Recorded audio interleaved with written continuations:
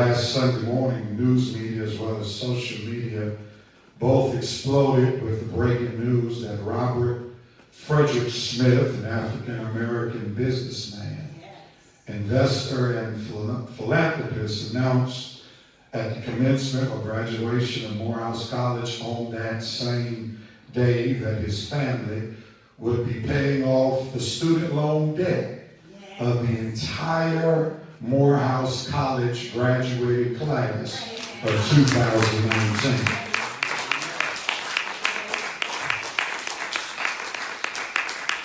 This announcement was unlike any announcement ever made before at a commencement. If we were to just take a real life moment, many people, especially those who have graduated from college and who understand the weight that student loans can have on a person's finances after graduating from school, would have wanted to be a recipient of Mr. Smith's student loan payoff hookup. While most persons or people living in this world would definitely want to be in the same financial wealth position as Mr. Smith. Do I have a real witness this morning?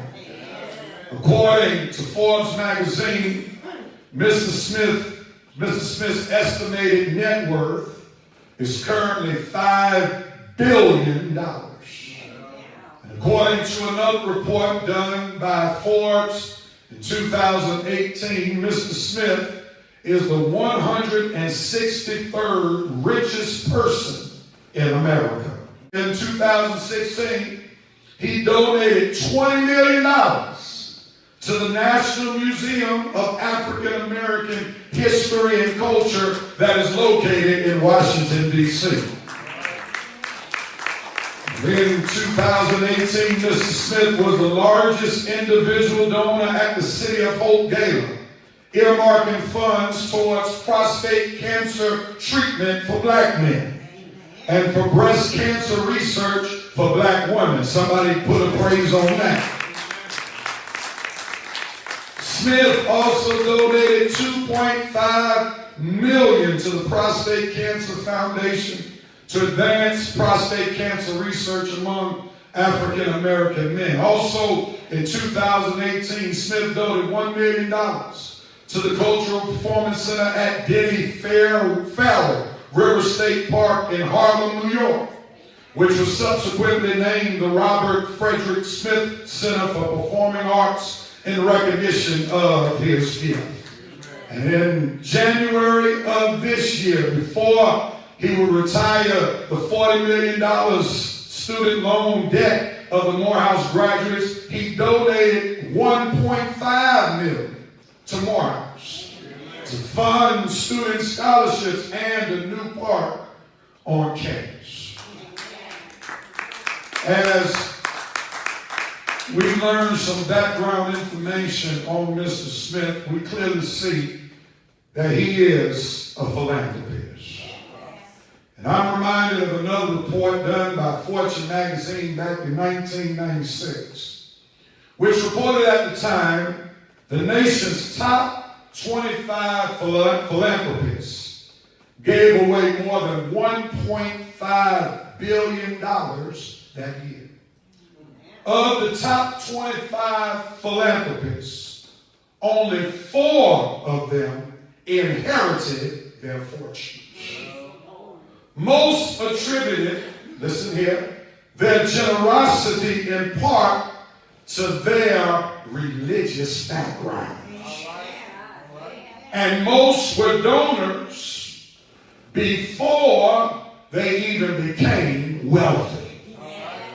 We see that Robert Smith, before making that announcement at Morehouse on last week, already had what I call the DNA of a cheerful giver. DNA stands for deoxyribonucleic acid and is a self-replicating material which is present in nearly all living organisms as the main constituent of chromosomes. It is a carrier of genetic information.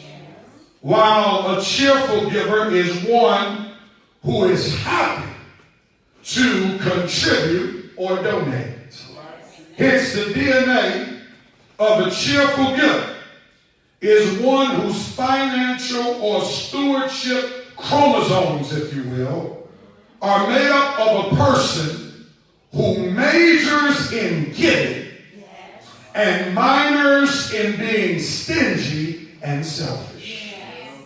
In order for us, especially as children of God, to ever be considered by God to obtain the type of wealth that Mr. Smith has achieved, we must understand what Guy Nave said as contributor to the book True to Our Native Land, an African-American New Testament commentary, where he said, when God provides one with wealth, God does so that wealth can be shared. God multiplies one's wealth, yea, one's seed, not so that it may be held on to, but it may be sown to somebody else. The size of our sowing factors into the eventual harvest that we receive. In other words, the harvest corresponds to the size of our sowing. In the investment world, the more an investor invests, the better chance they can get a larger return on their investment. Do I have a witness right there? Hence, many investors take large risks by making large investments with the hopes that their large risk will result into a large return. Am I telling the truth this morning? Now, what is called risk in the investment world is what we call faith in the spiritual world. Therefore, in the spiritual world, when we step out on faith, when giving our large alms, we believe by faith that God will bless us abundantly, watch this, not just with money, but with peace, comfort, strength, good health, and more, because of our large faith when we gave our large alms.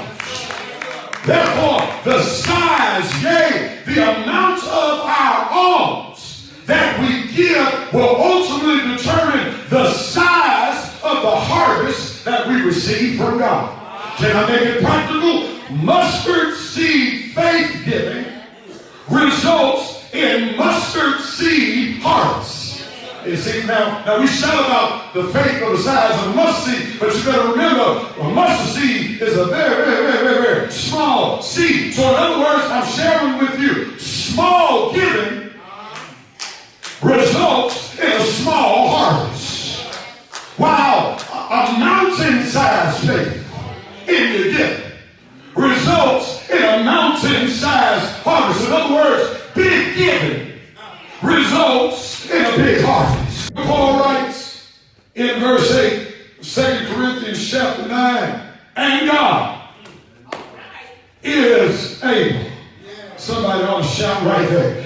And God is able to provide you with not some blessings, but Paul says with every blessing in abundance, so that by always having enough of everything, you may share abundantly in every good work.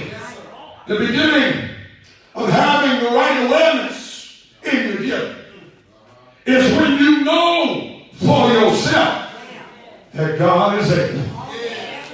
We have to be aware, like Paul said in Ephesians chapter 3 verse 20, God is able to do exceedingly abundantly above all that we ask or think, according to the power that works in us.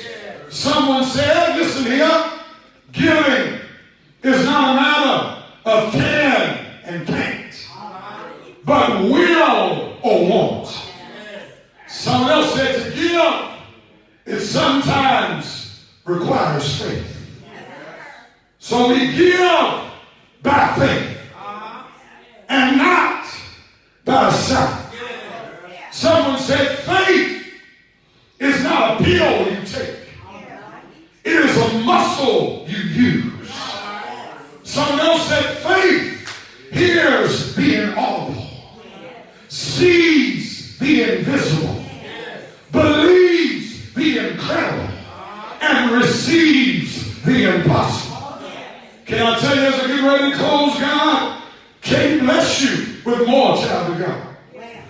When you don't have the faith to believe that if you give more, God is able to provide you with more. And as I get ready to close, I know that we all have financial hardships. I know that we all have financial troubles. How do I know? Because I have them in my own life. But someone said, no matter how desperate one's circumstances are, a person who wants to give can still do it if their sole dependence is on God. For someone else said, humankind's inability showcases God's handiwork. And someone else said, you cannot outgive our God. For one songwriter put it this way, you can't